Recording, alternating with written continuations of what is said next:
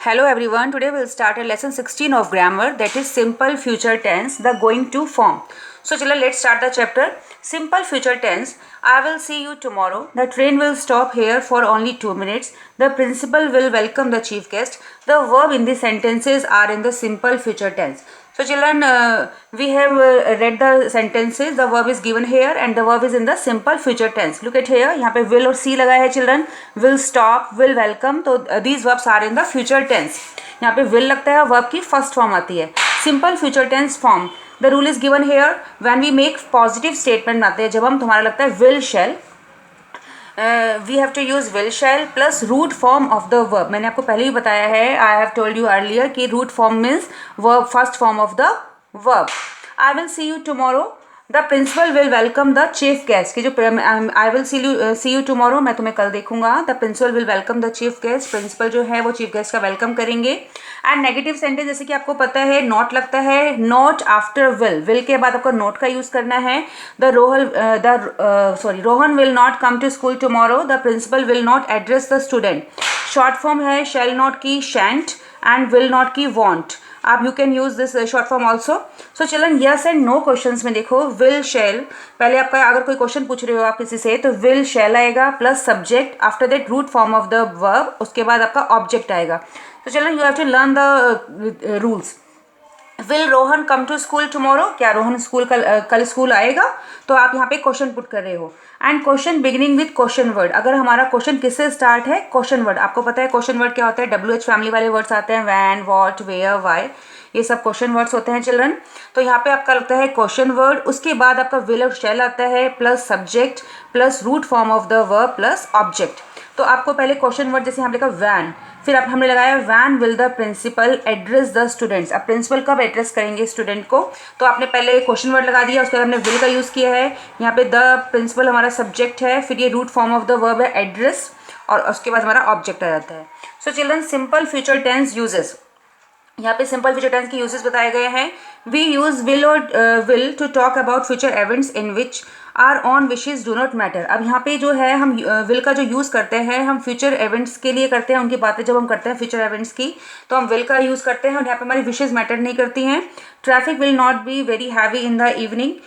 शाम को ट्रैफिक ज़्यादा हैवी नहीं होंगी.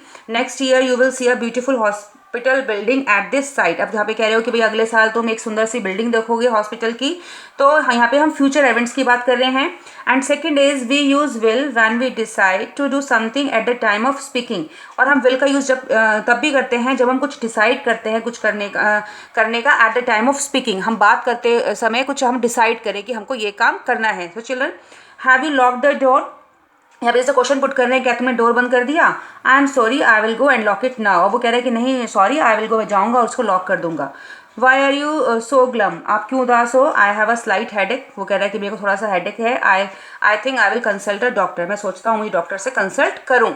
तो चिल्ड्रन, यहाँ पे जब हम कुछ डिसाइड करते हैं eight the time of speaking तब भी हम विल का यूज़ करते हैं children.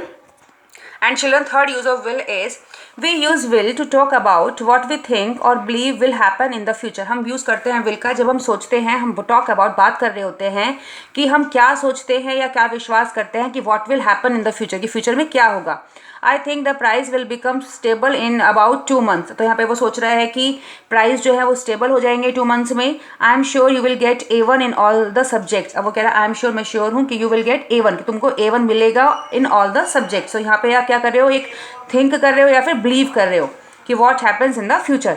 And shall is use. एक शेल का यूज़ क्या है? Mostly in question form. ज़्यादातर हम क्वेश्चन फॉर्म में ही शेल का यूज़ करते हैं. एंड विद, और चिल्ड्रन ये शेल वैसे आजकल क्या है कि विल का यूज़ होने लगा है और शेल का यूज़ होता है with I and we. But when we use shall I और शेल वी, अगर हम शेल आई या फिर शेल वी का यूज़ करते हैं तो we are not asking a question. तो हम इसमें यहाँ पे हम क्वेश्चन नहीं पूछ रहे होते हैं. We are making a suggestion और एन ऑफर. हम क्या कर रहे होते हैं, तो हम सजेशन दे रहे होते हैं या फिर ऑफर कर रहे होते हैं. जैसे shall I get you cup of tea, यहाँ पे ऑफर कर रहा है shall I get you a cup of tea. And we are getting late, shall we take a cab. तो यह सजेशन है कि हम लेट हो रहे हैं तो हम क्या कैब ले लें. So children, exercise 1 is given here. Speak out the sentences in the negative form and in the interrogative form. आपको यहाँ पे speak out करना है sentences को negative और interrogative में. आपको पता है negative में हम not का use करते हैं और interrogative में क्या करते हैं, हम verb पहले ले लेते हैं. जैसे कि हम first we make the sentence in negative form and then we make interrogative form. First sentence is this bus will take you to the railway station. तो यहाँ पे क्या है, this bus will not. जब नेगेटिव बनाओगे तो क्या करोगे, this bus will not take you to the railway station. और जब इंटेरोगेटिव बनाओगे तो क्या करोगे, विल को आगे ले आओगे, will this bus take you to the railway station, like this. ऐसे he will come to our house on Sunday. Negative में he will not come to our house on Sunday. और when we make an interrogative we have to write like this, will he come to our house on Sunday. So children, exercise D is the going to form. यहाँ पे going to form का use करना है. We are going to shift a new house, कि हम जो है नए घर में शिफ्ट करने जा रहे हैं. She has left everyone behind. उसने सब कुछ पीछे छोड़ दिया. She is going to win the race. अब वो क्या कर रहा है, रेस को जीतने जा रहा है. The going to form also expresses action in future. तो ये भी हमारे जो एक्शंस है वो फ्यूचर के में एक्सप्रेस करती है going to. Children, this use is very common now. The going to form is use to show intention. Intention का मतलब होता है इरादा. एंड और to show that these are indication. और इंडिकेशंस के लिए भी यूज होता है. Something is group to happen. क्या हो रहा है, इंडिकेशंस के लिए या फिर इंटेंशंस के लिए. चिल्ड्रन, सेंटेंस 1 देखो, above suggest intention and sentence 2 suggest indication.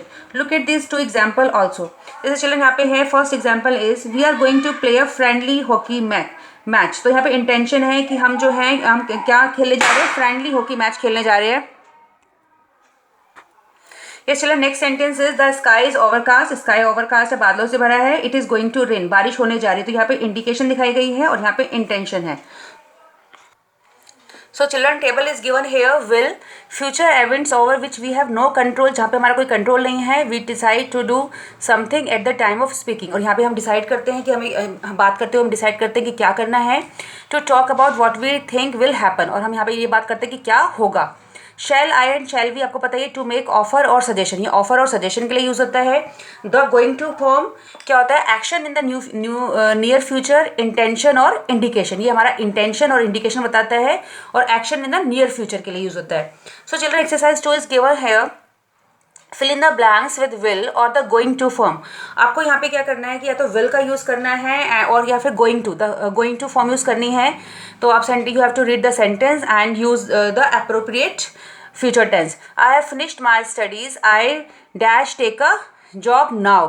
तो यहाँ पे चिल्ड्रन आप क्या कर, यस चिल्ड्रन, यहाँ पे आई हैव फिनिश्ड माई स्टडीज़, मैंने अपनी स्टडीज़ पूरी कर ली हैं. आप क्या आएगा, I am going to take a job now. अब मैं क्या कर रहा हूँ, जॉब लेने जा रहा हूँ. आई एम गोइंग, यहाँ पे आएगा I am going to take.